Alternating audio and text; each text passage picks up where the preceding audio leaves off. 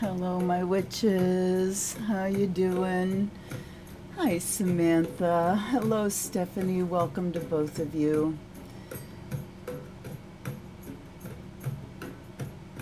Okay, I see there must have been a comment. I do have the live chat set to subscribers only, so that helps us not have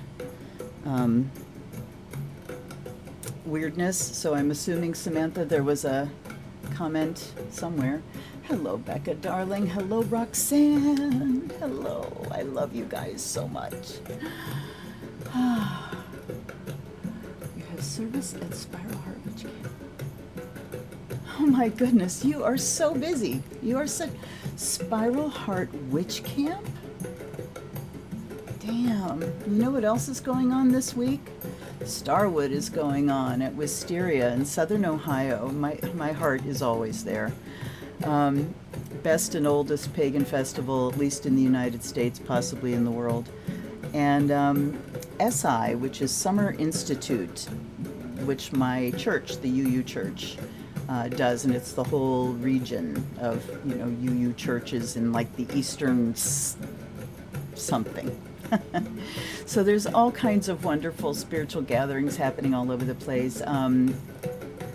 Let's do a quick check. Testes, 1 2 1 2. Testes, how are we? How's the sound? How's the sound? And I'll be right back.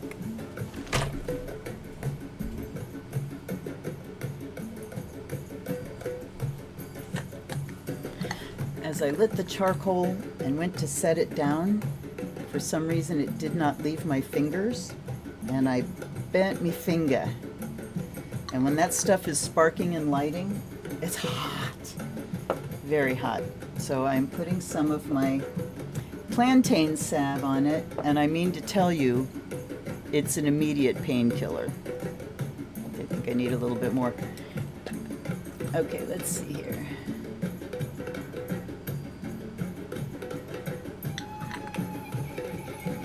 Oh, okay, huh. Oh, good. I'm glad you can hear everything. Wow. I would love to hear more about it, Becca. Hello, Capricorn Moon. Yay! Yay! Yay! I'm so glad you're here, darling. What time is it where you are? I am curious. I am going to turn the drums down just a little bit. There we go. Okay. Hello, Tavia. Okay, so I want to say thank you to Becca, to Tavia, to Roxanne, to Laura in Florida, and to Catherine, who is a new patron on Patreon. Thank you so very much for your support of this channel. What I am doing now is, since Patreon's giving me enough to buy a deck every month, I am going to buy a special deck that is a gift from my patrons, and I'm going to give them the content a week early. So I will shoot the unboxing and the test drive, and I'm going to give you guys early content. And also, if you're a patron and you say, I'd like you to read on this, particularly if there are things that I really can't read on YouTube. Either I'd have to tiptoe or pussyfoot or just too much sensitive, whatever. Hit me up and I can do some content for you there as well. I need to see if my light is... There we go. So just like a minute before I hit the go button here, I went to turn down my big ring light, and it just went, I'm out. Done. Toast. My microphone was doing the same thing, so I got my little tiny ring light out. But we have a full moon here. We have, yeah. Let's show you. See my full moon? And I can make it get like really dim, and I can make it get much brighter. And I can also, wait. I can also change its color. It can go golden. Ooh, that's really nice. And and I can make that dim as well, or we can go white. I'm going white. White moonlight tonight. Okay. Got all my wires everywhere. So, before we start with other things, I have something that I would like to read to you. And this came to my attention from Rob Bresney. Rob Bresney's Free Will Astrology is what his Facebook page is called. And Bresney is Brzny. He has a book called Pronoia. And it's the opposite of paranoia. It's, what if you assumed that the entire universe was conspiring to bring you blessings and such. So he does a monthly newsletter, and he goes through this. He gives it's just wonderful, general, good stuff. And then he will do a little reading for each of the signs, and you can subscribe and get more extensive readings and things like that. Okay, let's see who else we have. I see messages coming up. There we go. Hello, Kentov Kindblad. Welcome. Welcome to you. Okay. 12:35 in Scotland. Oh, Capricorn Moon, bless your heart, darling. And I don't mean in the southern way. I really mean bless you for staying up and being here.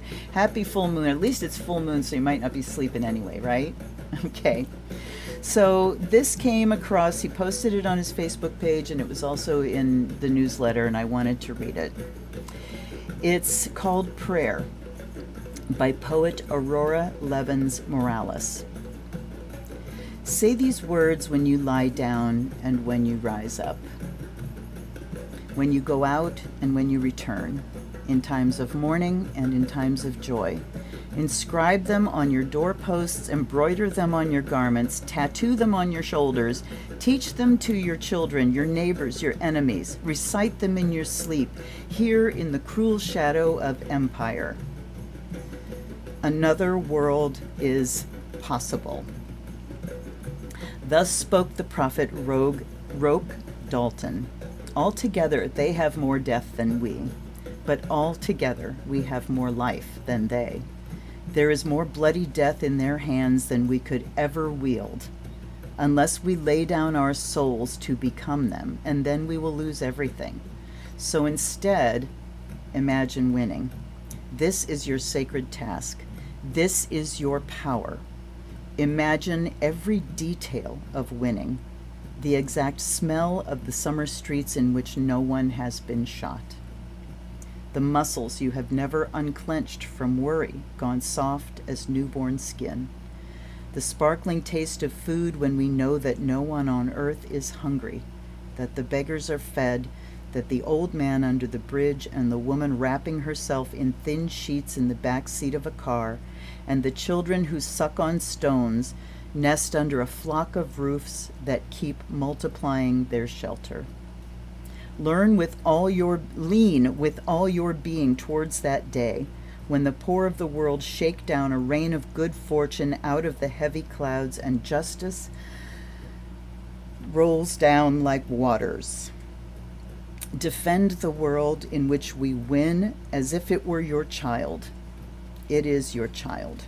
Defend it as if it were your lover. It is your lover. When you inhale and when you exhale, breathe the possibility of another world into the 37.2 trillion cells of your body until it shines with hope. Then imagine more. Imagine rape is unimaginable. Imagine war is a scarcely credible rumor.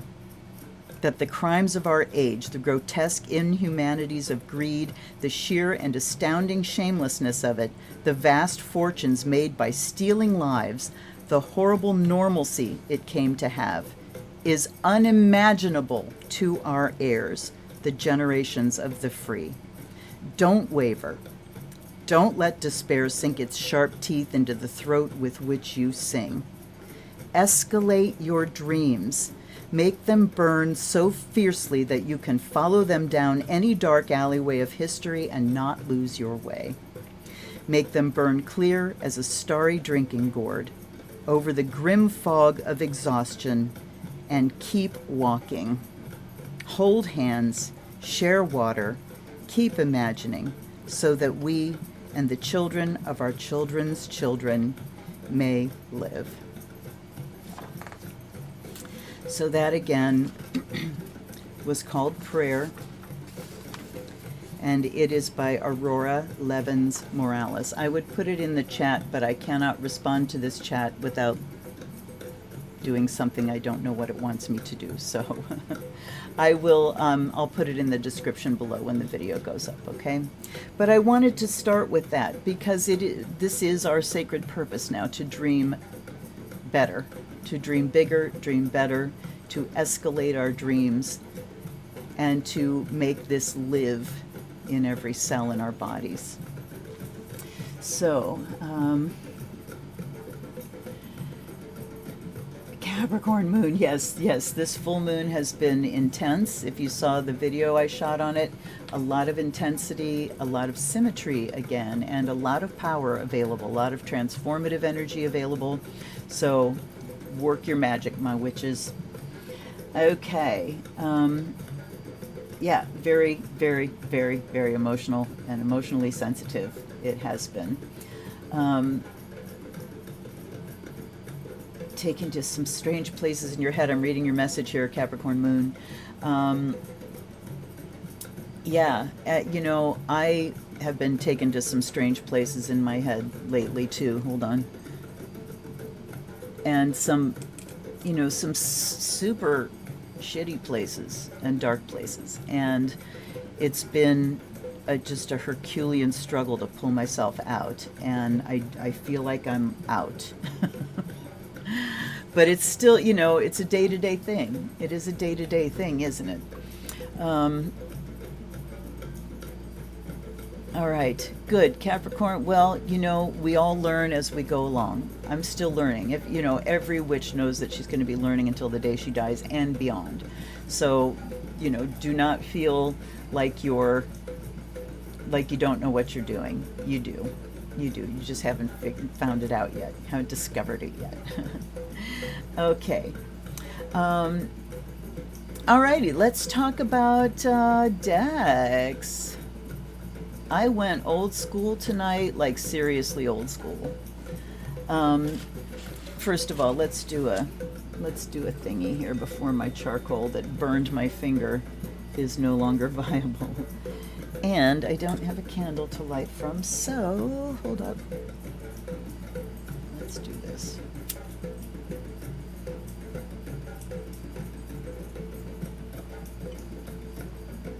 The drumming just takes me to Starwood, you know.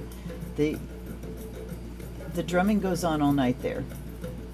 And you sleep floating on a cushion of drums. And the one thing for me that happens at Starwood is sleep deprivation. But it's because I just don't sleep in places that aren't home. It's very difficult for me. My brain just is on alert. Okay. Here we go. I offer you this sacred smoke by air and fire. May you be purified and charged.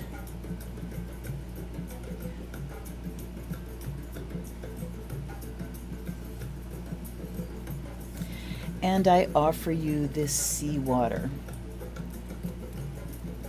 by water and earth. May you be blessed and made whole.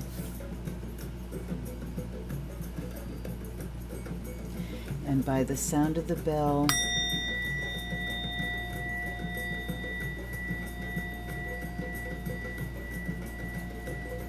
by the Spirit,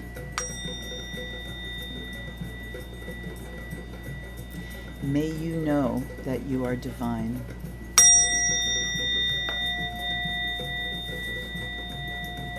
So mote it be. I welcome my guides and guardians, allies and ancestors. Thank you, thank you, thank you. I meet you in deep gratitude for your presence every day, your wonderful guidance in my life. All right. Now, decks we're using tonight, and I mean, like, I dug deep. These are all like my formative decks and tools. The Voyager by it's Ken Wanless, or James Wanless, and Ken Knutson is the artist. Then we have the Tarot of the Old Path. This was the first pagan deck that I got, by Howard Rodway. Then we have the medicine cards in their second iteration by Jamie Sams and David Carson. Should look when I have the box in front of my face, huh? Then we have The Way of Cartouche by Murray Hope. I mean, look at the, you can see how messed up the book is. But these decks are so old, and it's been so long since I've used a lot of them on a daily or even frequent basis that I'm going to have to look up a lot of things, but that's okay. Then we have the Daughters of the Moon, in honor of the moon. And then the good old Ralph Bloom set of runes. This was one of the very first things. This might have been like the second tool that I ever purchased. And I just don't reach for them. And it's weird because it's like my ancestry. Alrighty. Let's start with our Astro Dice, and I'm going to do something a little bit different tonight, as usual. This is the Earthbound Oracle, and what I've been doing in my daily readings is letting this oracle tell me the topic for each specific reading. So we will do an Earthbound Oracle card, and then we will throw the little red die to find out which deck we're using for that topic. Okay, let's see how we go. Okay. Oh, I'm so sorry. I also have the deck, the runes deck, which it's like, you know, runes are, yeah. Hello, Marcy. Welcome, darling. I'm so glad to see you. All right. On this full moon, what planetary energies, sign energies, what do we need to be aware of? We have, the North Node in Aries in 6. Now, we had 6 last week, and afterwards, I go, why didn't I say that? 6th house, I talked a lot about service, but it's also physical health. You know, our health care, shit like that for women. Well, yeah, you know. So the North Node, the way forward in Aries, says the way forward is the way of the warrior. That we need to go forward boldly and bravely and ready to go, ready to rock and roll.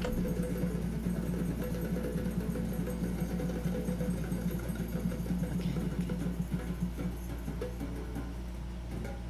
All right. So I have to back up my thing so so we can continue to hear drums. All right, so the way forward here is boldness. Aries is a cardinal fire sign. It's passionate. It takes initiative. This is starting afresh. We're starting now. And it's you know, going forward with the spirit of a warrior and the spirit of a pioneer and being willing to go into the unknown. I grabbed the Wild Unknown Oracle last night, and I don't use it much because the looking up process is a pain in the ass. They don't list pages for the cards, and there's a section for the section that it's in, but they're not in alphabetical order or anything. You just have to go through every page. It drives me crazy. But I pulled it out and drew 3 cards that were so right on the money. And it was talking about, the last one was Eagle, and the advice that it gave to get through whatever you're going through was to embrace the unknown. And that's where we're at. We're in the unknown. We're poised on this point, and we don't know which way things are going to tip. you know? Things are still kind of coming to culmination. So that's a hard place to be in. We talk about this so much. And it says if we can embrace the unknown with the spirit of a pioneer, that will be our way forward. And in the arena of sixth house, which is our physical health and the service that we give, but it really is about, I'm going to focus on the physical health part of it this week, about women's health. You know, when women are healthy and cared for, everybody wins. You know that old sign, mom ain't happy, ain't nobody happy. Happy wife, happy life. You know why? Guess why? Because we take care of so much shit. And if we're happy and joyful and taking care of ourselves, then how much pleasanter is life for everyone? So let's put those over here and let's go to our Earthbound Oracle. And I think, you know, asking the topic first and then finding the deck is going to be an interesting exercise. Sixth house, use hands. Yes, yes, yes. Third house, too.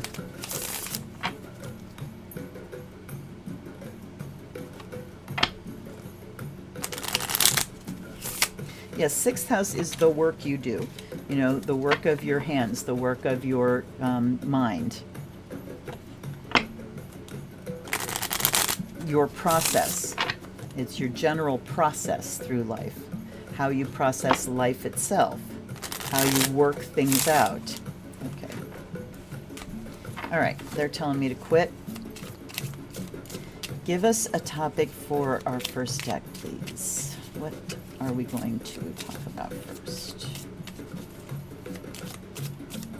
They're yelling at me, you guys. Let's do it this way this time. Abundance. And then maybe the next time we will pick the deck first and then the topic. It's like, well, how do I know? Because I don't know which deck we're using. They were bitching at me. How dare. All right, now we have the tiny die. The tiny, tiny. Which deck is going to talk to us about abundance? Number 4. And that is the Cartouche. This was a very early deck. This might have been, no, I think this was the second one, and the runes might have come third. All right. This deck, it's a very small deck, but I have to look things up in it because there are levels. There's a physical, a mental, and a spiritual level. So let's see if I can get a shuffle out of this puppy. No. So let's do it this way. Okay. Oh, and you know what? I did not offer you my wonderful decks and my wonderful guides, the Fire of Azrael. So, I offered this to you, to this wonderful Egyptian divination tool. What could you tell us about abundance? Give me 3, please. What can you tell us about abundance, our resources? About our mindset, about our understanding of the fact that there is plenty on this earth. There is only lack because of greed. So we have the twins, we have Anubis, and we have fire.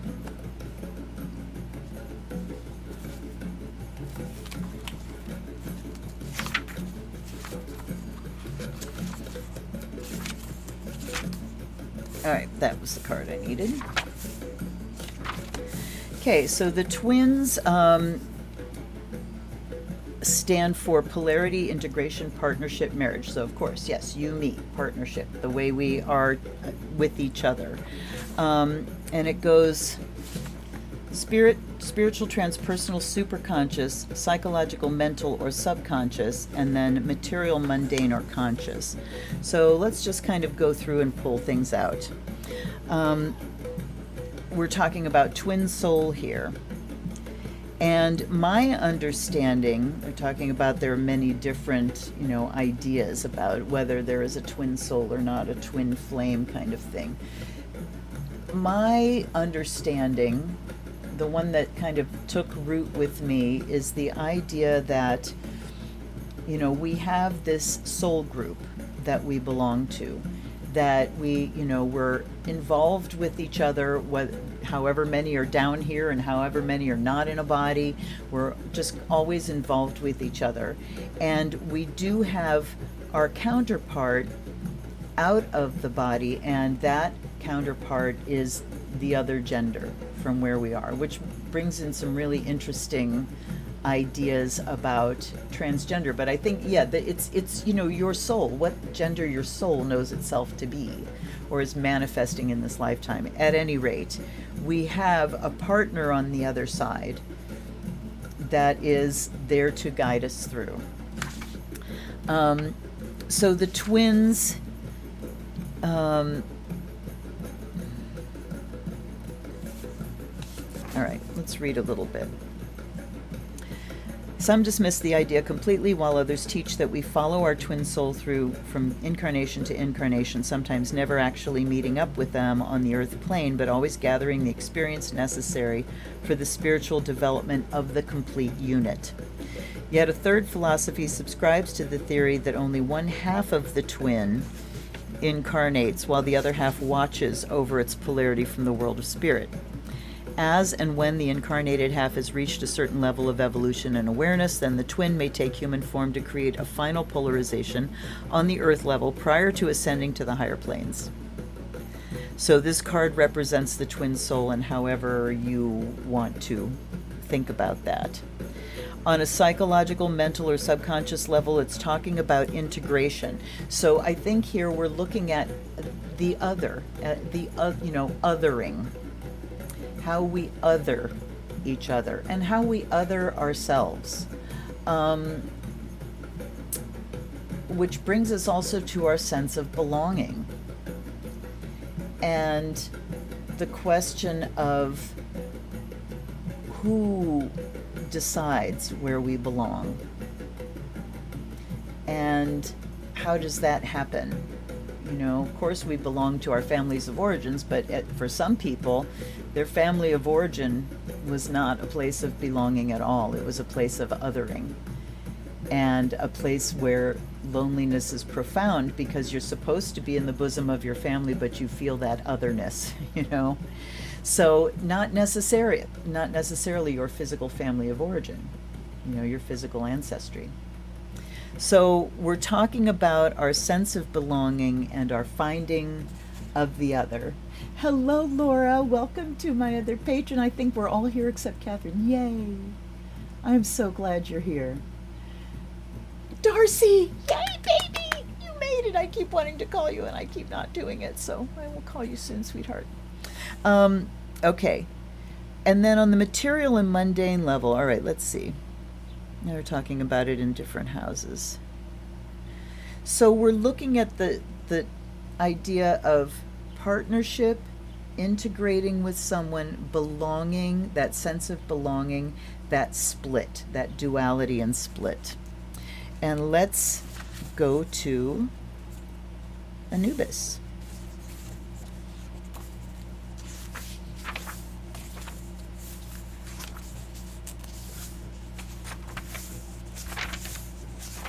Okay, so Anubis, I have him sitting right there.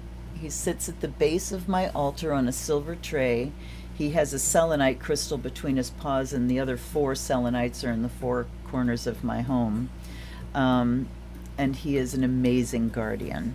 So he's a protector, a guardian, and he stands for diplomacy, navigation, humor, and protection at all levels. Okay. You know, I'm going to go through these really quickly. So he talks about finding your way. Mental level, about diplomacy and speech. So we're talking about speech, diplomacy, and protection between people, the sense of protection. And then we have fire, energy, creativity, loyalty, valor, and ardor. Okay, we're going totally intuitive now because that's the best way to go here. So our relationships with people, and look at Anubis looking towards this couple, talking about protecting partnerships, guiding and protecting partnerships and relationships and the communication that happens between us. So in the topic of abundance, we're looking at sharing resources here. Who do we join with? Who do we partner with? Who is our responsibility to take care of? And how can we take those partnerships, even just friendships, to another level and start talking about, rather than just sharing company and ideas and laughs and things, actually sharing resources. Here's, how far our money goes in a month. Here's how far ours go. What can we pool in order to take care of everyone? And Anubis in the center says we really need to look at our friendships and our personal relationships with the idea of protection. How do we protect them? How do we bring this idea of abundance to protecting? Because sometimes with protecting it, you get a feeling of closing off, But I'm thinking about protection in the form of making sure that we share plenty. And the fire here is creativity, that we get creative about, we're so used to living in these individualized, households, that all the resources are just in this household and that's it. But what if we started thinking more in terms of tribe and in terms of extended family, extended households? And of course you have extended blood family, that you may have extended family living under your roof, but I'm getting a picture in my head right now of people that have a lot of land and tents and tiny homes and yurts and things going up so that people can share resources. And the fire and this is the hearth fire as well, gathering people around the hearth fire to listen to drums. Great way to wamp up magic. Call your people together, sit around the fire, share your abundance. It's wonderful, even if your resources are slim, to pick certain times where you can treat yourself and behave as if we want for nothing. Behave as if we have everything that we need and then some. That's the idea of abundance. So, by sharing, and this is also a way to kind of start to choke off the supply lines of greed, these supply lines where prices are getting jacked and jacked and jacked for no other reason but rank fucking greed. It's not because there are shortages, it's just, hey, let's take this opportunity to make more astronomical, record-breaking profits.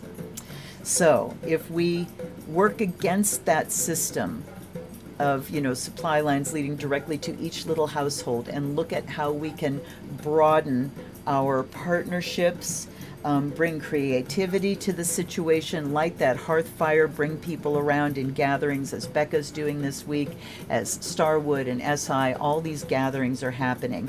So while these gatherings are happening, be absolutely sure that they are doing magic and ritual around abundance, around sharing, around taking care of everyone, making sure everyone has enough. So how can you, in your full moon celebration, how can you add your ideas of abundance? How can you make that idea of abundance, think about the poem I read.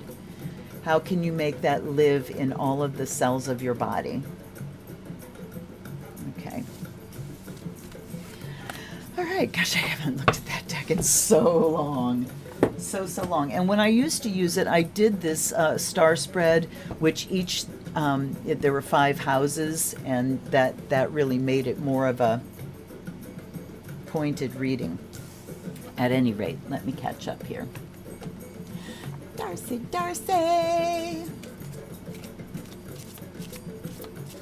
Yes, there is this big push-pull thing going on.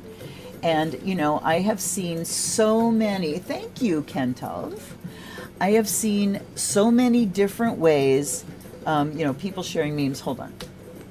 I crack my back. So many different ways of saying, don't argue with idiots. Don't argue with the willfully ignorant. It's just fucking ridiculous. So here's something, blanket thing. Spend your time and your good efforts with the people that understand you, building the new world. We're not going to convince them. But more and more people are waking up every day. More and more people are waking up. So, as Robert Heinlein said through the mouth of Lazarus Long, never attempt to teach a pig to sing. It wastes your time and it annoys the pig.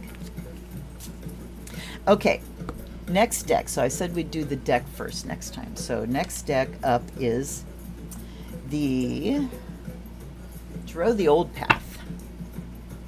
And let me give it a quick shuffle.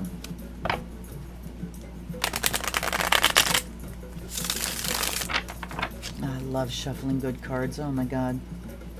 See, this is what every deck used to be like. They're sturdy, they're wonderful, they're not shiny and slippery, they're not sticky, they're not stiff, they're not floppy. The best ever. All right.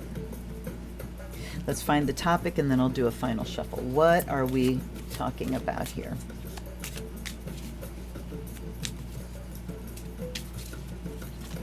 Oops. There we go. Ooh, we're talking about simplicity. Oh, look at that crescent moon. This is going to be fascinating. You know what? I think my light, hold on a second here.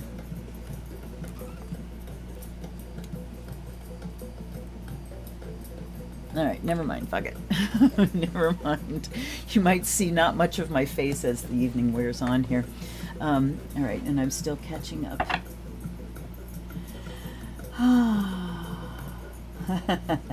Thanks, Sam. We need community. Oh my God, we do. Yes, you're right, Samantha. We're all remembering. It's time to sour the milk of those who would suck us dry. Oh yeah, baby. I like that. All right. Simplicity.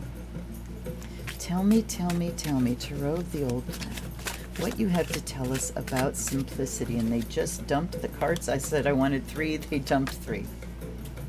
Queen of Rods, 3 of Pentacles, and 8 of Rods, which are besoms in this deck. So the Queen of Rods is talking about resourcefulness and experience.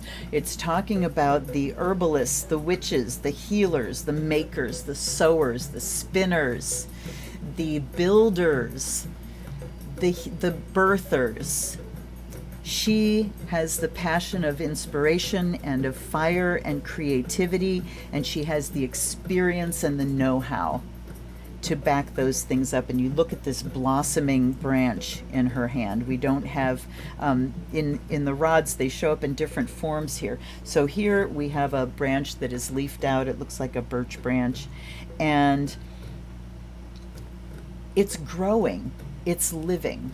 So we're looking at living traditions and how we can go back to more simplicity. I have been taking steps in this direction, and one of the steps that I took couple 3-4 years ago, I don't know how long ago it was making my own detergent. You know, I saw a thing on how to do it, and it's like, you know, I don't know if I should do this. And the first one I did, it was, you know, kind of a steep learning curve, but we haven't bought, and I've got, you know, it's so cheap. Bar soap, soda ash, so washing soda, it's also called, and borax. And you take, I think it's 2 ounces of soap for a gallon of detergent. You grate 2 ounces of bar soap, whatever smell you want, or ivory, no smell, whatever. Grate that up in like a half gallon of water. Boil the water, put the soap in, dissolve it, and then you put in a cup of soda ash and a cup of, or is it half a cup? I have a video on this. Look at crafting. I have a crafting playlist. And put it in the boiling water, stir it up, shut it off. It will be, I pour in like another half gallon of cold water to cool it down, and then let it sit, and it will solidify into a block of gel. Then we take a potato masher and we, make it so it pours, put it in a container that we have. Pennies, I'm telling you, pennies it costs to make. And now both my husband and my son know how to make it, so they make it and I don't have to anymore. Used to be every time we need detergent. Okay, here's the recipe. You guys can do this. So they do. Okay. Three of Pentacles talks about thinking and planning, making plans, drawing it out, mapping it out. So all of these skills. So here's another thing with this community and joining together is we look at who has which skills. Hey, I don't know how to do that. Well, I do. Okay, so skill shares. And Kent has an amazing, it's actually called Crooked River now, has an amazing time bank, although I've never really been very active in it because a lot of it is trading sort of physical labor and I don't have a lot of that to give. But there are time banks where you can do this skill share and then you can start meeting some of the wider community. So planning, getting things down on paper.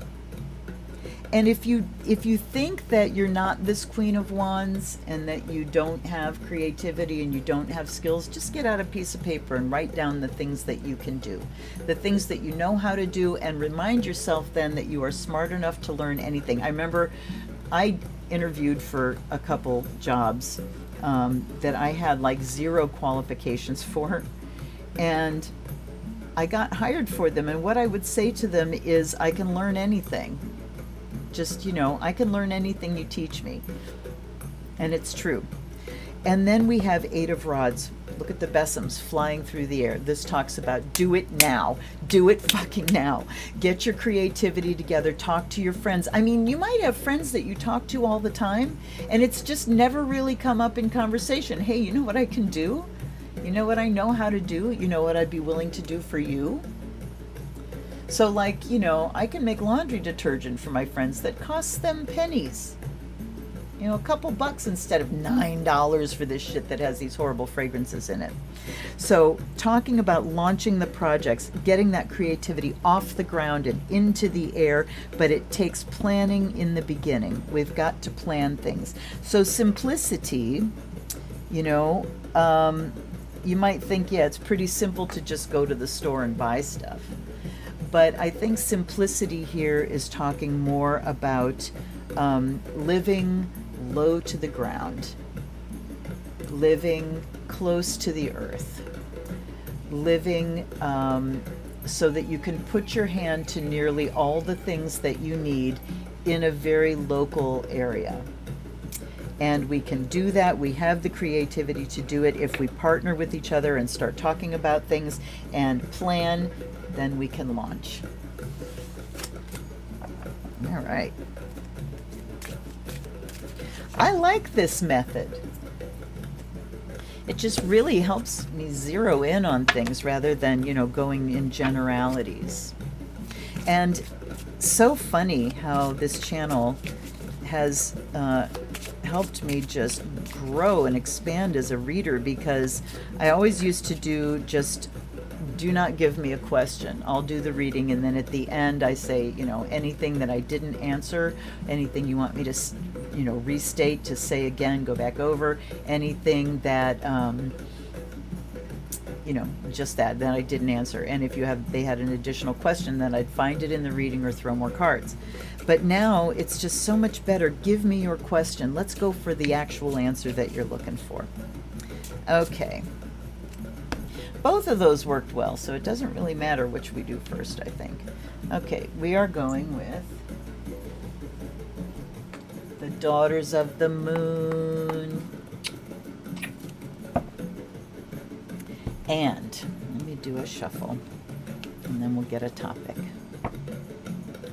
Okay.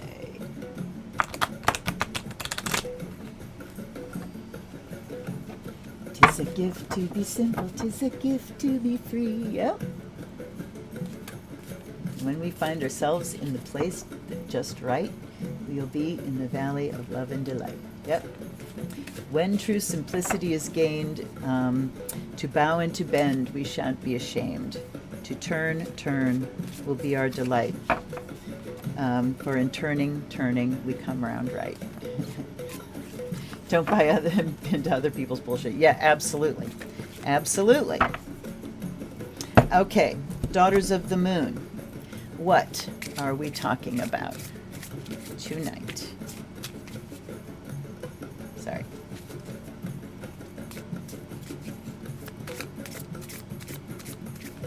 Oop, okay. Ooh, luck. And you know, it'll be interesting to have like a full reading of those at the end of the night. So far we have abundance, simplicity, luck. All right, I'm going to cut and pull. Maybe we're going to do a little bit of this first. Okay, tell us about luck. Tell us about luck, Daughters of the Moon. Tell us about luck. Where do we find our luck? Where do we find our luck? Tell us, tell us, tell us. They're telling me to cut.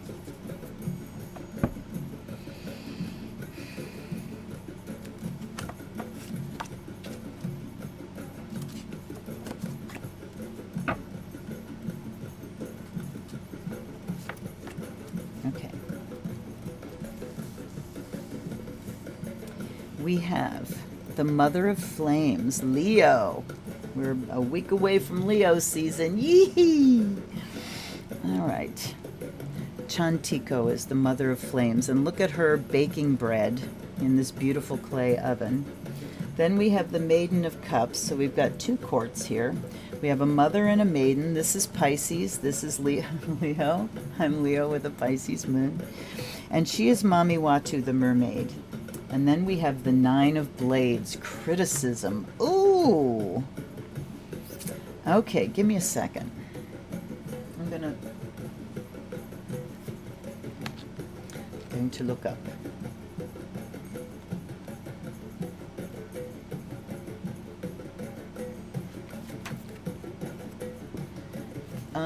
Wait a minute. Oh, okay. So Chantiko is the Aztec goddess of Mexico, of the volcano and the hearth, and it is she who keeps the home fires burning. This is the sustained energy of perpetual form, the heat of the hearth that nourishes. Our homes and our hearth are our temples where we perform the everyday magic of caring for our bodies and spirits. Sixth house. Women invented the hearth as a natural outgrowth of having children. Before the home was defined by patriarchy as women's territory, and therefore unimportant, housework was a highly esteemed job and seen as the expression of genius and power. Only later, with the advent of modern civilization, did the art of homemaking become the menial job it is seen as today.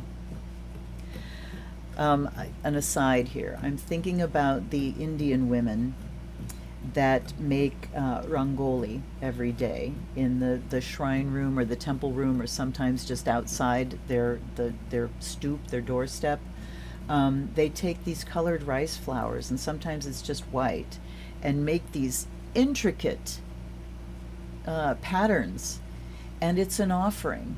This is an offering to their gods at the shrine. And of course, throughout the day, this is going to get walked into the ground and destroyed. So there's that kind of Buddhist level of impermanence thing going on there too.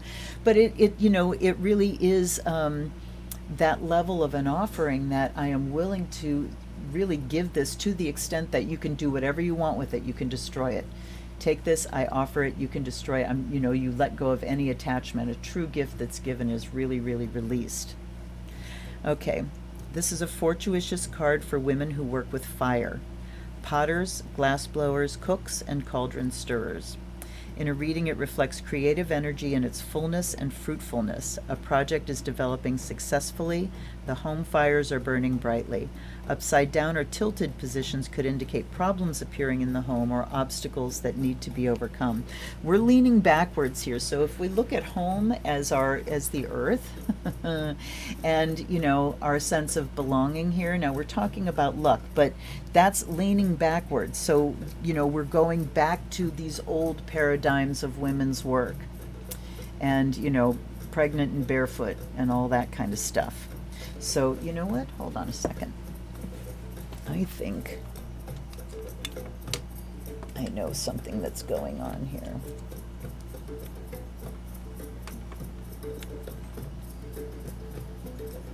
Sorry, you guys, I think I just solved my light problem. If only I could find the cord for it. Lord Almighty, where have you gone? Let's do this. Okay, I know why my ring light died. It's because my little brick died. Because my little light was getting weaker and weaker and weaker, and it's gonna get dark pretty soon. Okay, so anyway, we're looking at being pulled backwards into these old ideas of women's creativity. Now let's look at Mami Watu. The goddess in her maiden form was often portrayed as the most beautiful, magnetic, seductive woman imaginable. Her fishtail symbolizes her domain over the waters of life, and she was the personification of all desires, dreams, and all those experiences that lure us with the promise of pleasure or wisdom that threaten to overwhelm us. She is the ultimate mystery. And this is in God Herself by Geraldine Thorstein, and I have that book. It's a wonderful astrology book. The mermaid holds a mirror that is a symbol of the powers of women mirroring the wondrous powers of the goddess. Mami Watu promises the discovery and exploration of our dreams, visions, and emotions. She then lures us to Goddess and teaches us how to flow and be spontaneous. The mermaid is the message of a new love that is positive and romantic, bringing endearment, sensitivity, and those gestures that make us feel special.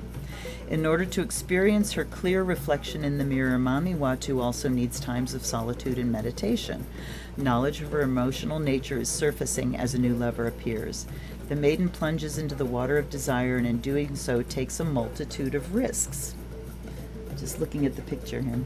Upside down or tilted position can indicate forgetfulness and spaciness, drifting with the tides. It can also indicate invalidated emotions, repressed feelings, or unrequited love.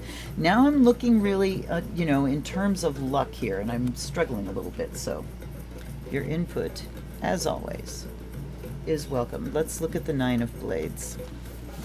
Criticism. It's important that the honing process of criticism exists in any successful endeavor. Love should be a vital part of the criticism process, providing a safe place for nurturing self-discovery with another. There's an art to presenting healing criticism that incites thankfulness, clarity, and respect by the receiver. By learning more about ourselves, we are beginning to recognize the oppression within and speak of the ways we oppress each other. Learning to soften our tongues is a valuable skill for feminists if we are to criticize with compassion and understanding and keep our connections intact. It requires courage to be willing to accept criticism and admit mistakes. If we present ourselves as incapable of handling criticism, we can avoid confrontation. Sorry, but it is an unproductive way of handling this most delicate subject. When loving criticism is offered, we have a responsibility to give it a fair hearing and examine ourselves honestly. The receiver then becomes responsible for her own changes, and the woman who offers criticism can show love and appreciation of her sister's courage. So, if the card is tilted, and it is forward, so tilted forward kind of pushes the energy, tilted backward pulls it back. You could be offering or receiving criticism without love, and it's resulting in defensiveness, stubbornness, a feeling of being attacked, or a severe blow to the ego. God, this is so personal right now. The more insecure we are about ourselves, the more difficult it is to be criticized. Perhaps the things you have the least amount of tolerance for in others that bother you are things that bother you the most about yourself, and that's always true. Okay, so as far as luck goes, what is luck? First of all, I'm thinking of it as gratis. Luck is, it's happenstance. There's no We don't see like a linear connection between I did this and this and this and this and then this happened. It seems to be something that kind of falls out of the sky.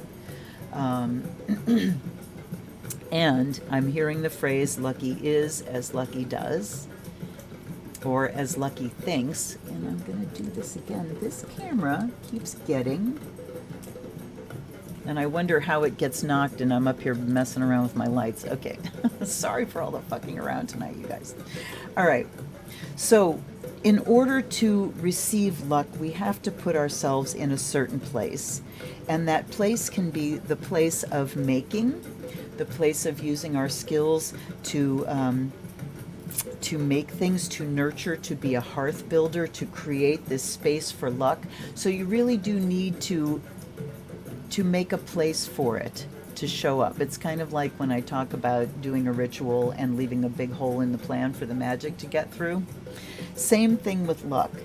And then to really approach things with this idea of love and, you know, really falling in love with your life. And I have to say at this point that with all the shit going on right now, I have been experiencing what I call joy jolts, where suddenly it's like, you know, the opposite of the oh shit. It's this rush of everything's going to be okay. And I mean, it really does feel like everything's going to be okay. And I've been experiencing these like multiple times recently. So I really feel like we're moving in the right direction, even though things are a mess right now. They're a mess because we're moving in the right direction. And that means some things need to be dismantled, some people need to be held accountable, some things need to change so we can move forward in the best way. And this criticism, pushing forward, talks about really bringing that critical eye to everything that we're doing and saying, these are the things that take us backwards. These are the things that that keep us in lack and keep us in this sense of being unlucky, you know? So if we want to generate luck, if we want to, there's a metal detectorist that we watch called Digger Dawn, and she's up in, it's not York, it's like Shropshire. She's up there in the north, and she has such a thick accent that you can hardly understand what she's saying. And I mean, she's the sweetest thing ever. And she just has this bright, sunny personality, and she's just, oh, I feel lucky today. I feel lucky, and bam, she's lucky. And she that's one of her pieces of advice is feel lucky. Feel like a lucky person. When you feel like you're lucky, and it's this openness to chance, you know, when you're closed off, and you can really get into that doubting place. So criticism can be something that actually kind of closes us off from luck, because when something happens and it's like, it's just a coincidence, it's not really, you know. But if things happen and we approach like Mami Watu and just go, and fall in love with it and gush about it and say, oh, this makes me so happy, I am so lucky, and the luck continues, you know. When I am going out to shops and I put myself in the place, and this particularly in the winter, where I can get in that headspace of, you know, feeling really good. Here comes my perfect parking space, and I go up and there's always one right up front that isn't even a handicap spot. But if I can't get that feeling going in me, it doesn't happen. So it's talking about, Mami Watu is talking about that feeling of flow, of love and flow and beauty, and I can't wait to see how perfect everything turns out. So criticism here, I think, really is talking more about, when we put it in the context of luck, it's talking more about, look at how we use our criticism. And criticism that's Virgo energy, right? It's about analyzing and picking things apart. So that analytical stuff can be used to say, are we doing things the best way we can possibly do it? Or it can be used to nitpick, and it can also be used to worry over the small details of things, and worry over, is it going to be this way or that way? Mami Watu is saying, Chantiko is saying build the hearth, build this place where things can be created, and then go into that everything's going to be great, I can't wait to see what happens. Work at generating that feeling and swimming in that feeling. And we can kind of throw criticism out. When luck happens, accept it wholeheartedly. Accept it like it's your lover. Come to me. Come to mama. And I think that our attitude towards luck has everything to do with how much luck actually flows through our lives. But we have to be willing to name wonderful happenstance as luck, as good fortune, as gifts from the goddess, as my guides are putting good things in my path, rather than criticizing it and doubting it. That's our message there. That was a longie. Okay. I'm catching up. All right.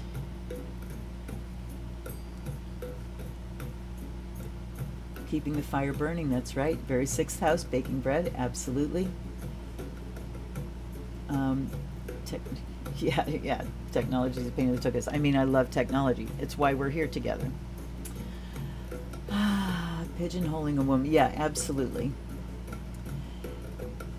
Homekeeping jobs, I love keeping my home. It's my sanctuary. I love cooking. I love being creative in my home space.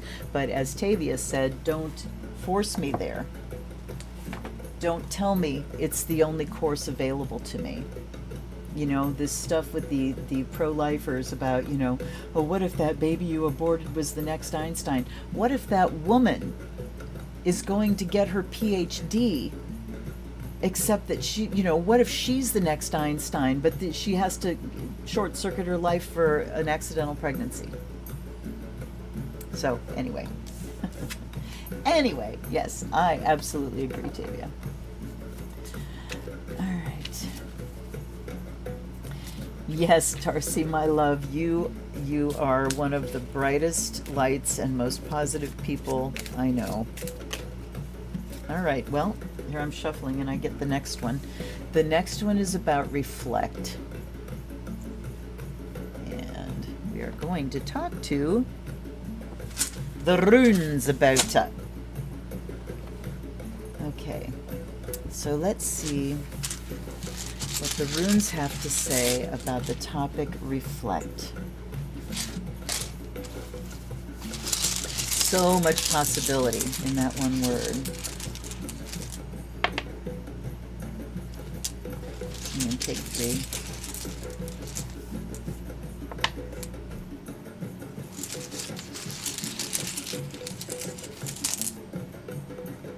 Ooh, got it reversed. Okay. I do not have runes memorized. It's a system I've just never internalized. Okay, the first one here is growth.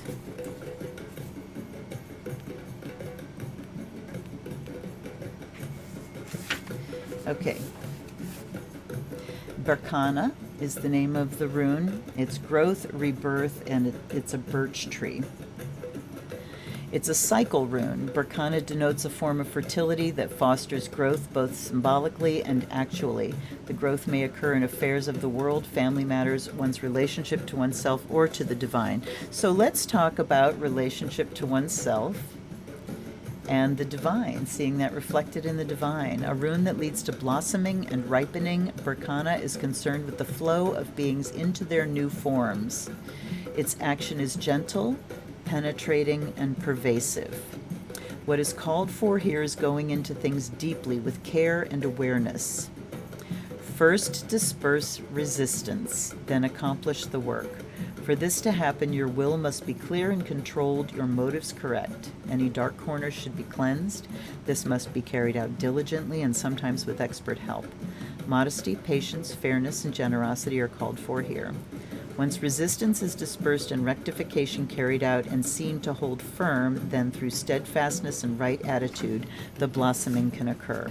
So, the blossoming, here we go, based on work, based on getting the obstacles out of the way, dispersing resistance. So, going back to luck on the last one, if we get rid of our resistance to the concept of luck, luck can show itself. And if we disperse resistance to the growth that is waiting to happen for us, then we can get there. So first, if we're talking about, okay, what growth am I going through? Well, if I look at reflect up here, then let's talk about, if we say, here's where I want to get next, looking at where that is reflected back to us in the outer world. Now let's look at this one. That one is Ingus. And it is fertility, new beginnings, Ing, the hero god. This rune is akin to the moon, the intuitive part of our nature with its urge toward harmonizing and adjusting in the sphere of personal relationships. Ingus embodies the need to share, the yearning to be desired, a search after similarities, reflection, a search for our reflection, seeing ourselves reflected back in someone's eyes. And it represents the moon, the ultimate reflector, right? How we reflect life. Okay, the completion of beginnings is what Ingus requires. It may mark a time of joyous deliverance, a new life, a new path. A rune of great power, drawing it means that you now have the strength to achieve completion, resolution, from which comes a new beginning. So we had blossoming here, growth and blossoming. Now we have completion and release. In order to transform, something has to be released. So we talk about transformation as death and rebirth. The death has to happen before the rebirth can happen. So we have growth and blossoming. And then we have to look at, okay, things culminating. And as it culminates and we're looking to transform into a rebirth, what is it that needs to die away? Okay. Above all, completion is crucial here. It may be timely that you complete some project now. If so, make that your first priority. Perhaps a difficult state of mind can be resolved, clarified, turned around. Drawing this rune indicates you must fertilize the ground for your own deliverance. All things change, and we cannot live permanently amid obstructions. Oh yeah, this one doesn't have a reverse. Ingus signals your emergence from a closed chrysalis state. As you resolve and clear away the old, you will experience a release from tension and uncertainty. So here's what I'm getting here. What we see in the outer world, as above, so below, as within, so without. What we see reflected in the outer world, the strife and struggle that we're going to, is reflected internally. And so we can look at, and vice versa, what we're struggling with internally is reflected in the outside world. So if we want to see something in the outside world, we need to find it and heal it in ourselves. So we're talking about these antiquated ideas of women and women's roles and what that means to us and how it needs to change, and we need to update, move into the Aquarian fucking age for still a ways off, but still. So what we do first is look at how is that reflected in me? How do I clean out the misogyny that I was trained into? How do I look at what happens, in your judgment of other women? That's a great flag right there. When you find yourself judging a woman for any reason whatsoever, sit and think about it and see how that may be roots of patriarchy that still need to be dug out. And so we reflect on those things. Now let's look at the last one. The last one that is reversed. This is Algis.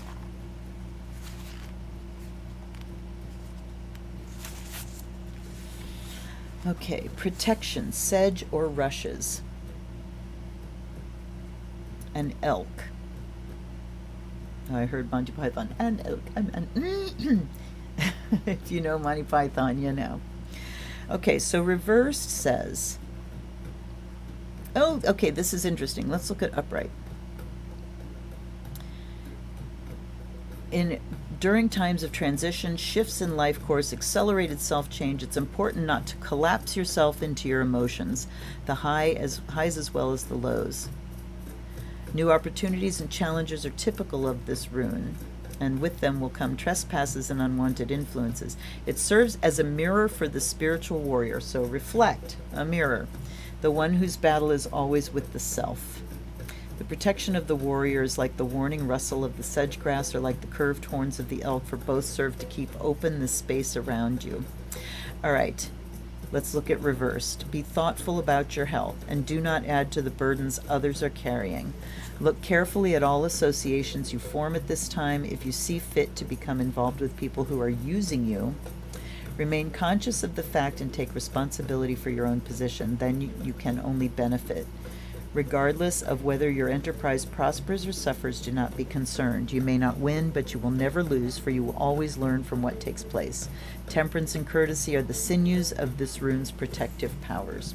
So we go back to Anubis here with the idea of protection, but also the mirror of the spiritual warrior. And you know, what that mirror is that, you know, the things that are toxic within me that need healing are also reflected in the outside world, as well as the good parts of me. So the spiritual warrior that is constantly working internally in order to work on all the levels is looking at what's going on outside, reflecting on these things, and seeing how can I discover that battle within myself, and in healing that battle within myself, I also heal it in the outer world. When we heal these things inside ourselves, we bring one more person to the world that is not going to perpetuate the toxicity of the patriarchy, perpetuate misogyny. So yeah, wow, growth, death, and rebirth. We've got things to release, but we need to hold that mirror up to ourselves and see where we see a dark reflection or a reflection that we don't particularly want to identify with. But when you're a warrior, you will meet it in battle nonetheless. And now I have just identified all of my Lord of the Rings nerds out there, right? I was thinking about that the other day, the speech where Theoden, Aragorn has gone off, and the men are kind of freaking out. This is as they're heading to Gondor. And the men say, you know, he's leaving because there is no hope. We can't beat, you know, Mordor in battle. And Theoden says, no, we cannot. But we will meet them in battle nonetheless. And you see all the men go, oh, you know, that's what a warrior is about. I will go in, that's the Aries, the way forward in Aries. And we will meet them in battle nonetheless. It's that, you know, samurai deathly resolve. I'm not going into this battle in order to survive. I'm going into this battle in order to win. So, all right, that was interesting. Now, okay, I need to see it longer. Okay.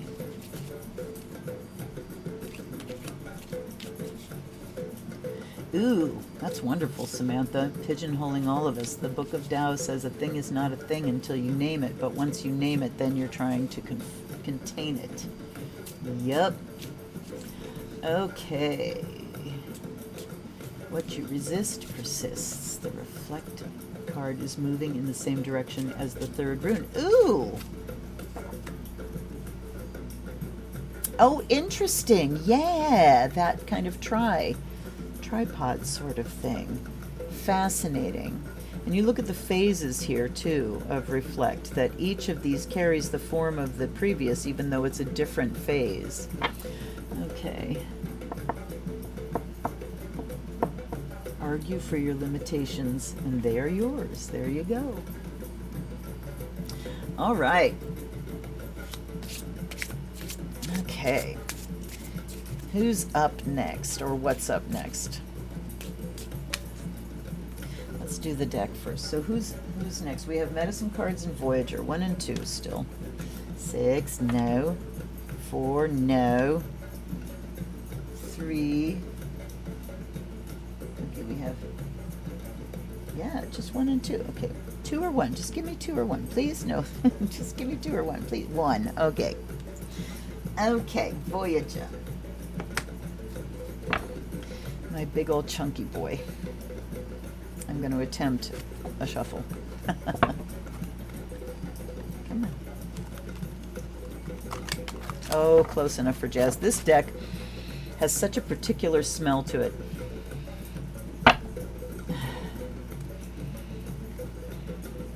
I can't identify it. Almost, I don't know, almost kind of Play-Doh-ish or hot glue. I don't know, but it smells like the Voyager, I guess is the scent there. It smells like the Voyager, and the Voyager is already giving us cards. So let's see what we have to work with. Voyager's going, I've been waiting. It finally got to me. Okay, what is our topic for the Voyager?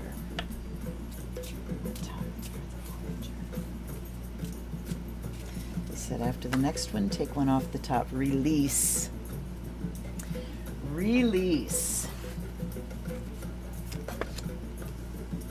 We have Fool, Child, Courage, 7 of Wands, and we have Art.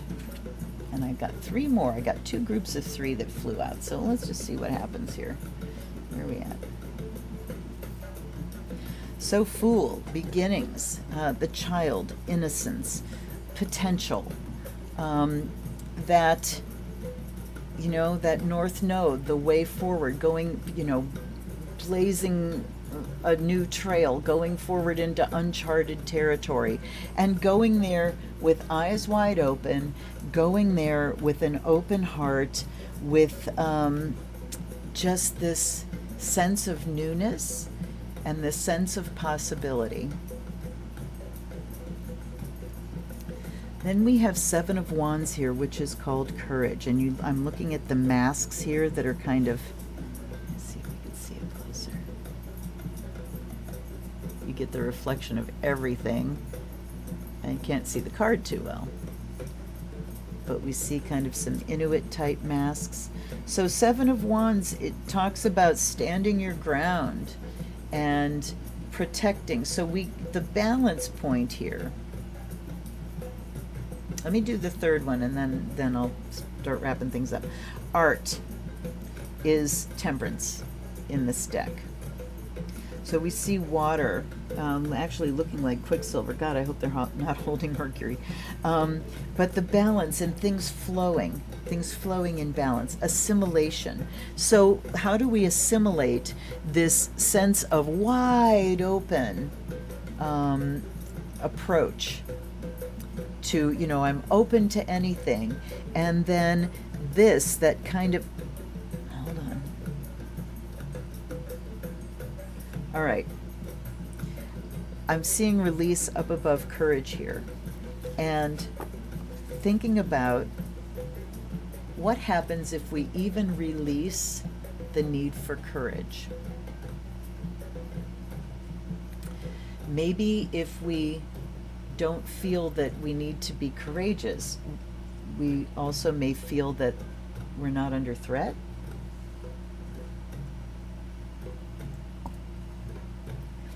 And if we release,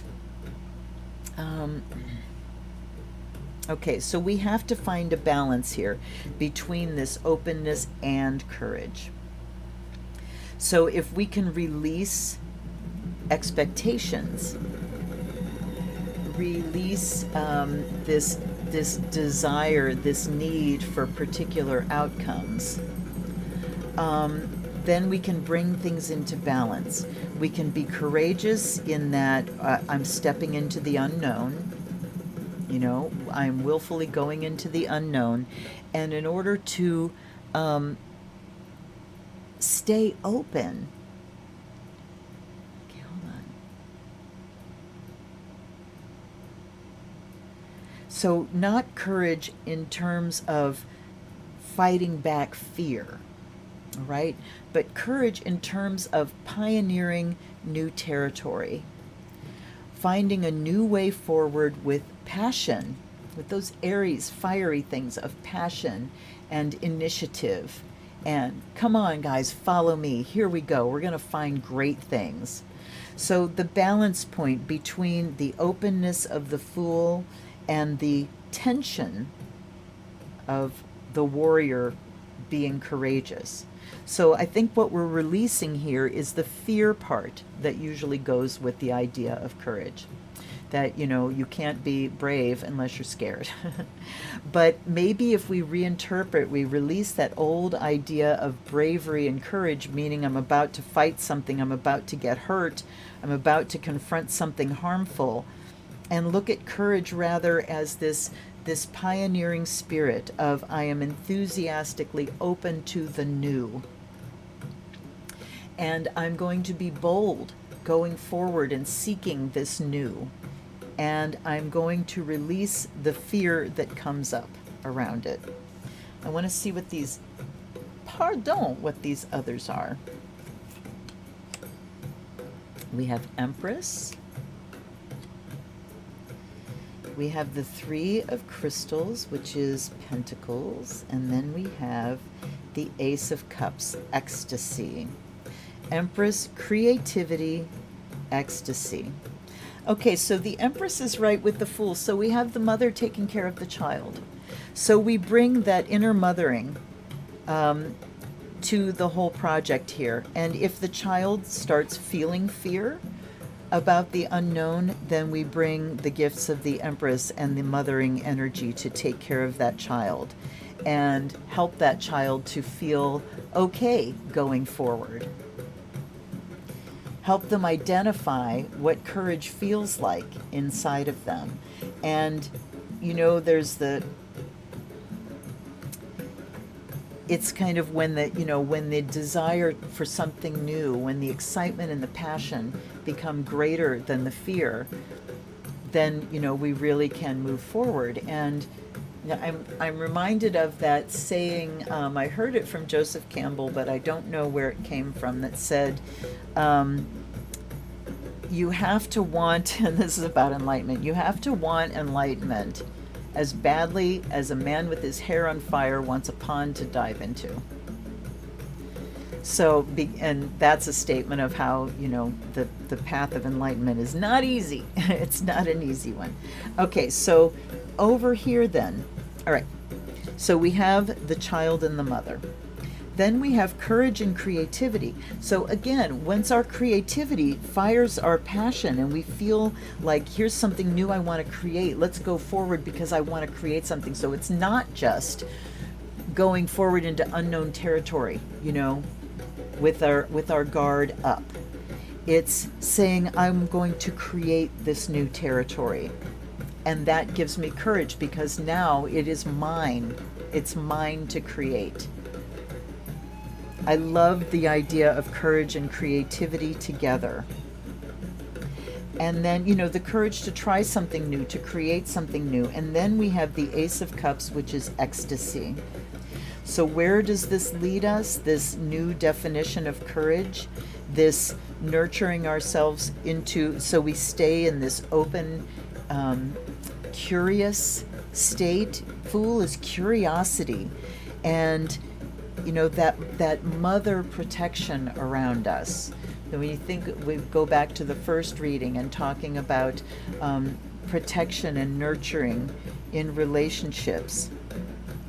So if we can protect that curious, creative part of ourselves so that we can move forward with the idea of what new do I want to create rather than, oh my God, what's falling apart. That's the balance point there. And our reward is the ecstasy of the spirit. Look at this card. Look at this card. Look how beautiful, how fresh, pure, and luscious. They're so light and they're so alive. And that's that feeling of Ace of Cups of just ecstasy. And, you know, going back to that first reading too, when we were talking about gathering around the hearth, gathering around a fire and drumming, giving yourself those moments of ecstasy and those experiences of ecstasy. That's what the joy jolts feel like to me. They feel ecstatic. And when I was doing Mother Drum every month, that was my whole aim, is, you know, to lead everyone to that point of ecstasy. And ecstasy is surrender. It's when you surrender yourself to the ocean of bliss that is the truth of the universe, the truth of everything. I was watching a show the other night called Life After Life, and it was, you know, people's stories of near-death experiences, and the fact that everyone that comes back from these no longer has a fear of death. And they talk about, you know, being there and meeting someone, and it's like, it was just the person I wanted to see most in the entire universe, and just this feeling of bliss and love. I have experienced that here. In my story, there's a playlist called Storytime that I have not added to in literally years, but there's a story in there called The Woman in the White Kimono, or The Lady in the White Kimono. And I won't tell you the story now, but you can go watch that video. And it is about literally meeting my higher self in my hallway. And I have felt that bliss of just overjoyed. You're here, my beloved. You know, kind of like meeting the Beatles, just that rush of bliss and ecstasy and joy. So I think we can get there if we allow ourselves to release the defensiveness. And back to that never attempt to teach a pig to sing topic, let's stop trying to change those people. Stop trying to change those non-plastic brains, the smooth brains that will not be convinced of anything, because they're operating from a belief system, not from knowledge, not from, you know, the learning of facts. So remove your effort from that, and let's instead place our effort here, because these clearly show me that we're heading in the right direction. Okay, let me catch up here. What's up, Tech?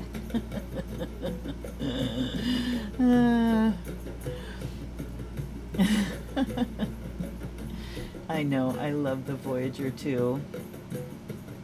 Feeling afraid and courageous at the same time, absolutely. The mother giving the support to confront the fear and go to find new emotions that really, yes, fill our lives. If necessary, if necessity is the mother of invention, then perhaps courage and creativity are sisters. Absolutely. You know, okay, here's where courage comes into creativity. The truism, and it really is true, of if you want to create beautiful art or great art, you have to be willing to create shitty art.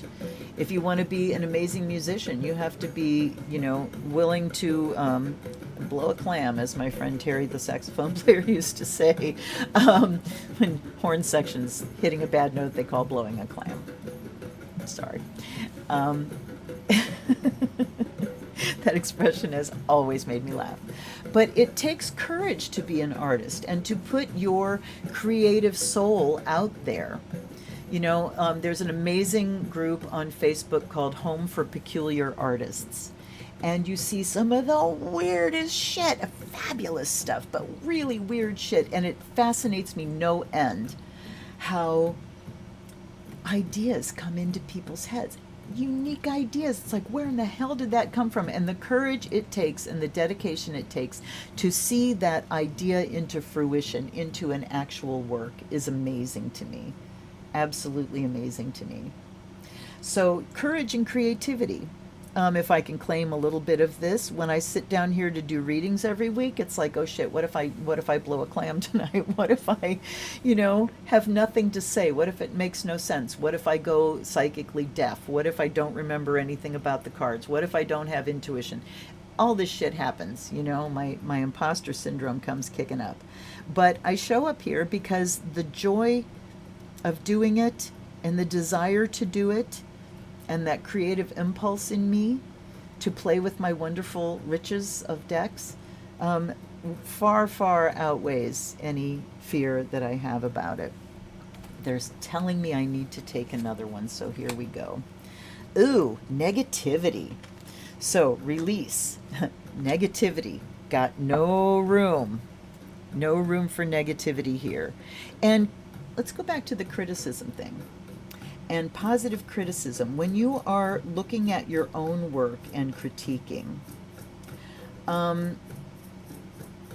sometimes we get to a place where we're looking at something and going, this is really a piece of crap. But you know what? Finish it anyway so you can get it out of the way.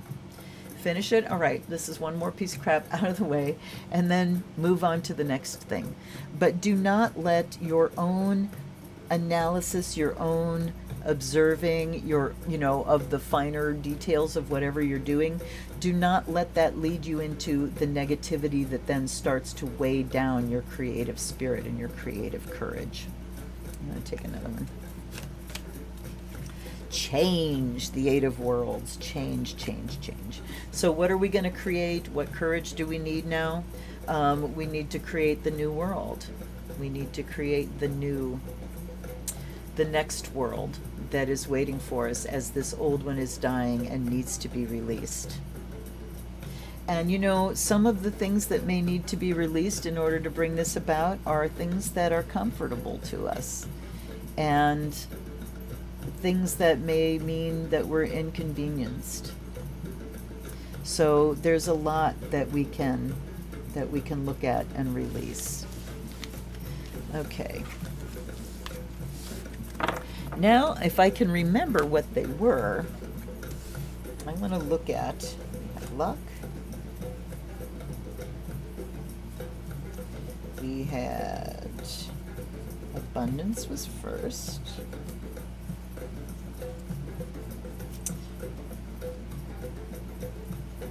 Simplicity was second. And reflect. 4, 5, 6.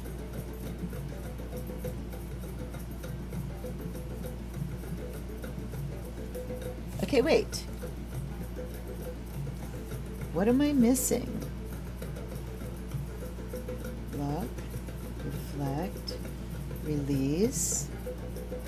Did I miss? No, I didn't. Growth, home, time, bond. Does anybody remember?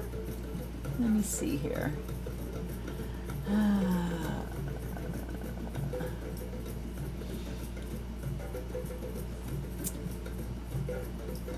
Thank you, Tavia. Thank you very much. Yes, very feminine. Well, it is full moon, So, yes, feminine feel. The Book of Qualities by Gender. All right. You're welcome, Marcy. The reds and blues. Oh, in the Voyager. Yes, they are. They're absolutely gorgeous. New ways are possible. And remember what your prayer is. And your assignment is another world is possible. That's your mantra. Okay. Don't be your own destroyer of dreams. Absolutely, Marcy. Possible. It's possible. Oh my God, Samantha. Was that the Cinderella with Leslie Ann Warren? Oh my God. Talk about deep memories. All right, I'm still missing one of these cards. Tell me, you guys, did I miss? Okay, so we have growth, home, time, bond, transformation, obfuscate, labor, failure, arcana, toxic, intuition, perseverance, fear, voice, earth, ceremony, self, terra, luna, balance, healing, message, fire, achievement, protect, illuminate, resistance, wisdom, travel, wealth, deceit, water, sleep, guide, death, air, permanence, soul, cycle, vision, creativity, gift, and life. I think I didn't pull one of these for every deck.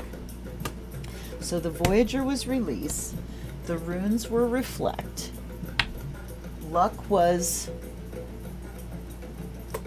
Daughters of the Moon. Oh, we haven't done the medicine cards yet. That's why we're not done. All right, I'm going to put these back in the deck. Actually, we're going to put them to the side because we want another topic. I'm so sorry, medicine cards, darlings.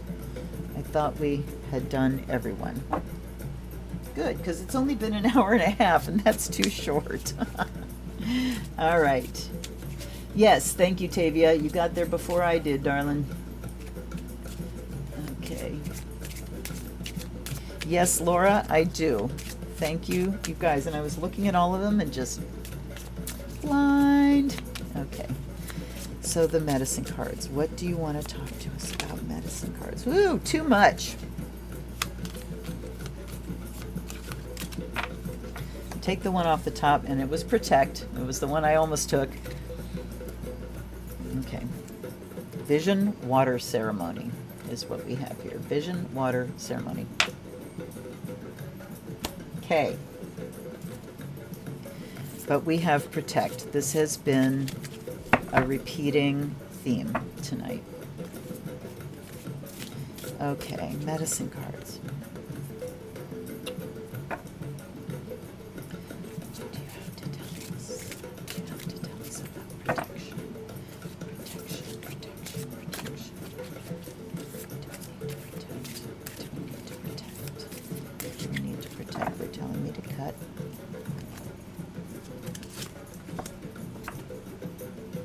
Armadillo, talk about protect. Oops, we got two. Possum and hawk. All right. So armadillo is self-protective. Going into your shell.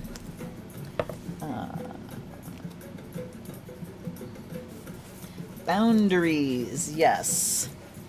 So what do we need to protect? We need to protect our boundaries. Armadillo, armor all my boundaries. Teach me my shields. Reflect all the hurt, so I will not yield.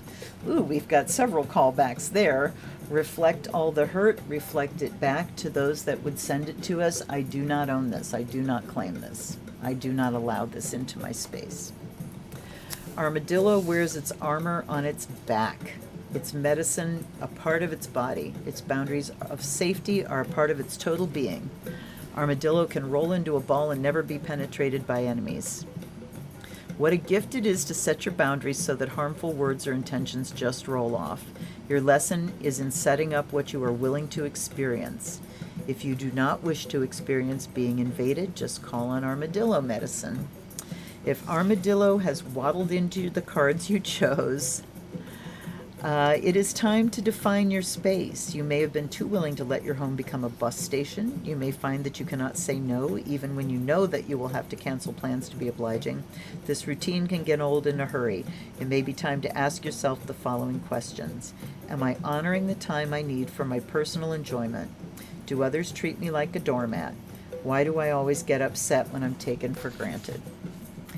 Answer, because you let it happen. And 4, is there a reason for my being a yes person? All of the answers to these questions relate to setting up boundaries, what you will and won't do, what makes you feel uncomfortable, and what is comforting to you. How you react in any circumstance has to do with your ability to be objective. You can't be objective if you cannot tell where the other person's personality stops and yours begins. We're talking codependency here, straight up. If you have no boundaries, you're like a sponge. It will seem as if all the feelings in a room full of people must be yours. Ask yourself if you're really feeling depressed or if this feeling actually belongs to the person you're talking to. Then allow Armadillo's armor to slice in between, giving you back your sense of self. Also, think about how your intake of media might be borrowing worry and fear and generating those feelings when actually in your world here, your world that you can touch and sense directly, those things are not happening. So we have to, again, that balance point of being aware of the things in the outside world, but then translating that to what can I do in my own world and how are things here, right? So, boundaries, learning to say no. You don't have to be nice to everybody. Somebody posted in another Facebook group about new person, MAGA hatters moving into their neighborhood, and they had a t-shirt on that said 45, and how do I set aside my judgment, blah blah blah blah, in order to welcome them to the neighborhood? And I said, why? Why would you want to set aside anything to welcome them? You can be a good neighbor by just coexisting. Let them be. You be, you let them be. Nobody says you have to open your arms and you know, let down a boundary. Oops. Sorry. You don't have to let down your boundaries in order to feel welcoming to someone. You can just, you know, wave and let it be. You don't have to be nasty and mean. You don't have to be anything to them. But this person clearly felt like there was some codependence there, thinking that it's my responsibility to be the person that, you know, but that's a boundaryless kind of thing. Okay, possum.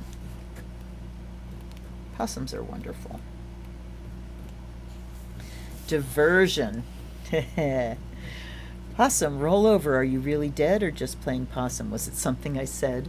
Well, possum's greatest form of protection is to play dead. So we've got protection again here. Protect, protect, protect. In doing this, a possum confuses many a predator in believing that the game is over. Oftentimes, the confused rival walks away or looks the other direction for a moment, and opossum runs to safety. So, what's another way we can be a courageous warrior? By just refusing to engage in the battle. I want to go to, is it Lao Tzu? The Art of War, where these rules of ancient warfare are just like no fail. Here are the things to do. If you do these things, you will win. And, you know, sometimes when it's impossible to win, or engaging in the fight won't get you anywhere, never teach a pig to sing, it's best to just pretend. You know, sometimes, like, if you are at a family gathering and you've got people that it's, you know, touchy territory, and somebody drops a loaded comment, play dead, let it go. I play deaf. I didn't hear that. You do not have to engage with every forehead flick. You know, you don't have to respond to every poke. You do not. And that is one way you can protect yourself, protect your energy system, because it's a fruitless battle when somebody is not willing to listen to fact and reason. So you can play dead like possum and just let it go. And now we got hawk zooming in.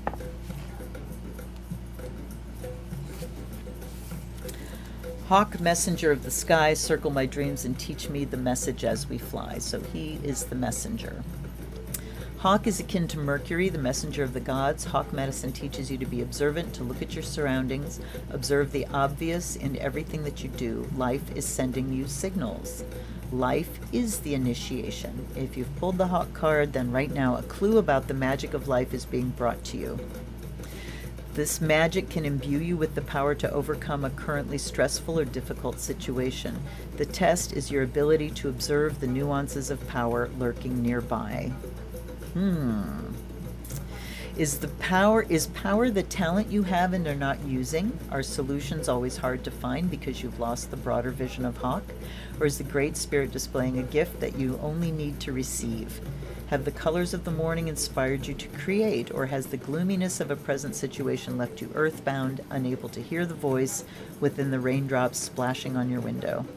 Pay attention. You're only as powerful as your capacity to perceive, receive, and use your abilities. What is called for here is an intuitive ability to discern the message carried within the cry of Hawk. Okay. Let's see here. If Hawk has circled and landed in your card spread, you are to be aware of signals in your life, so notice and receive them. Everything around you is a reading. Hawk may be teaching you to grab an opportunity which is coming your way. On the other hand, it may be bringing you the message that you should circle over your life and examine it from a higher perspective. From this vantage point, you may be able to discern the hazards which bar you from freedom of flight. Remember, Hawk has a keen eye and a bold heart, for Hawk flies close to the light of grandfather sun. So, we're talking about protecting ourselves at the ground level, and then being able to see things from high above too, to really be able to identify those places where we do need to have some protection around us. And this can be in the most practical sense of my child wanted to go hang out with friends at a mall in Akron last weekend, and I said, Akron is probably not the greatest place to be in like a public gathering space right now. And he's like, oh yeah, shit, you know, because he had forgotten about Jalen Walker. So knowing the circumstances you're going into, what level of protection is required there, but also knowing, you know, to go back to the first reading, in relationships, how, and you know, Anubis, looking at that in interpersonal relationships, how do we protect ourselves when we're trying to communicate with people? I have some people in my life like that, and there are just topics that we do not discuss. We avoid them. And you know, not that I keep my mouth shut when there's something I want to say, but there are things where you can just save yourself a world of hurt. You can choose not to waste your time and not to annoy the pig. But Hawk can help you see that from above and look at it, and you know, look at the higher perspective of, what's this really going to get me? If I engage in this, where's it going to get me? It's just going to get me annoyed and, you know, maybe hurt. So protection of boundaries, protection of choosing to just play dead. I'm not going to fight. I'm not going to engage. And having a higher perspective that allows us to see what is called for in any particular circumstance so that we may stay protected. Dang. Okay, so let's see here.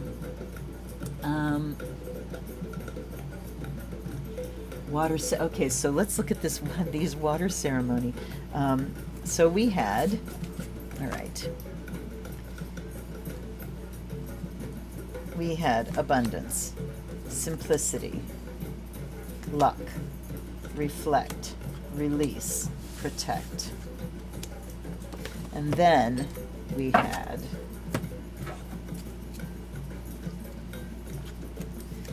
vision, water ceremony. And I now, you know, I had planned this for May to do a blessing of the waters, virtual ritual. But then COVID hit and EBV hit, and my May and most of my June were a washout. So I'm going to look again because I feel my creative energy really strongly now, and I'm going to look at doing this water ceremony. So look at the hawk here, vision. He's got a blindfold on, so we're talking inner vision, and he's holding a crystal in his claws, so we're talking about being guided by inner vision to things. And water, of course, you know, Cancer season is what connects us all. The blood that flows through our veins, the emotion is what connects us as human beings. It's how we get past this hard boundary here. We connect through water, through our emotions.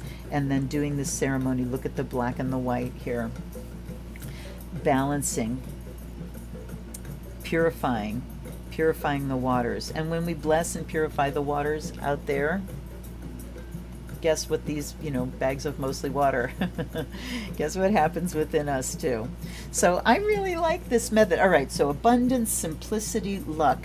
Abundance, if we look at it very simply as if we see ourselves as lucky, we can bring it into our lives. We reflect luck, that attitude, to the outer world, and it reflects back to us. We release negativity. We release the criticism that picks apart and brings down rather than lifting up. We protect our boundaries. We protect our interactions by choosing where we engage and where we don't. And then we do a water ceremony. I did last night. I got my crystal bowl and I filled it with pure water and made my moon water. So I did a bit of a water ceremony last night and today. My altar is fully cleaned and looking lovely, if I may say so myself. All right, you guys. Well, I think that's it for tonight. How we all doing? I do hope to get a live stream prayer circle scheduled this weekend as well. Let's see.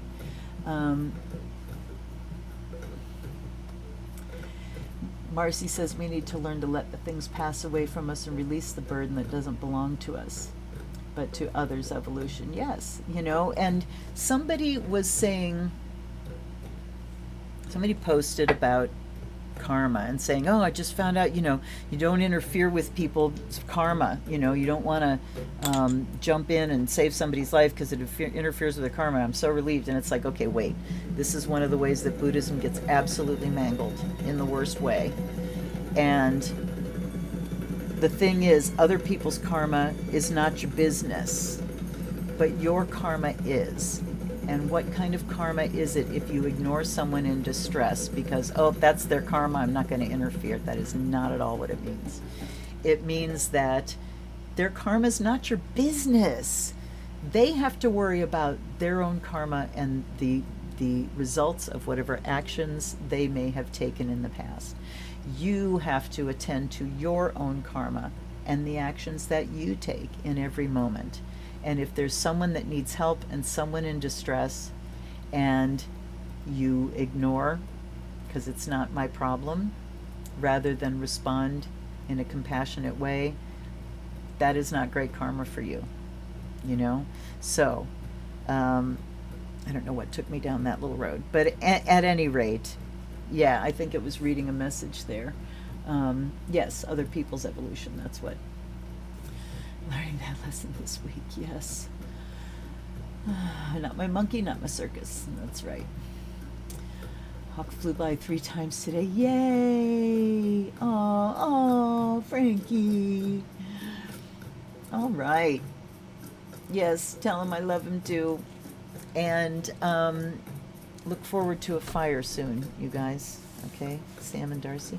All right, thank you so much for hanging out with me. I am working on a wish list on a website called Throne that I can put things on that aren't on Amazon. You know, I can pull things that I want all together because I have a birthday coming up the 1st of August, and I'm going to be really crass and awful and say, you know, buy me a birthday present. My Amazon wish list is below for decks, and I might put a link to my books wish list there too. Anyway, that would just be spectacularly wonderful and fun. And you can hit the like button, that's it. Hit the like button, please. Subscribe if you haven't already.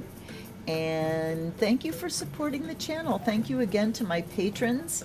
And you can look forward to early content every month because you're buying me a deck, my wonderful patrons. It's only $3 a month to join my Patreon, although I have several patrons that are giving me more than that. And may that blessing return to you, every penny that you send my way. May it return to you threefold.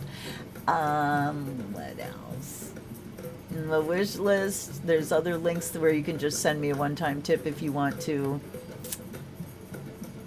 Oh, there's also a Magic Planet link that I keep forgetting that's down there. If you use that link and go to buy something, I get a little kickback. I have no idea what that kickback is because nobody's used that link before. So, all right, you guys, please take care. I will see you very soon. I will see you next Wednesday. I'll see you on Friday with an Oracle unboxing, and it's really a cool deck. Really cool. It's the one my patrons bought me. It's called the Synchronicity Oracle. Crazy deck. So I look forward to seeing you then. And until I see you next time, I love you all. Blessed be.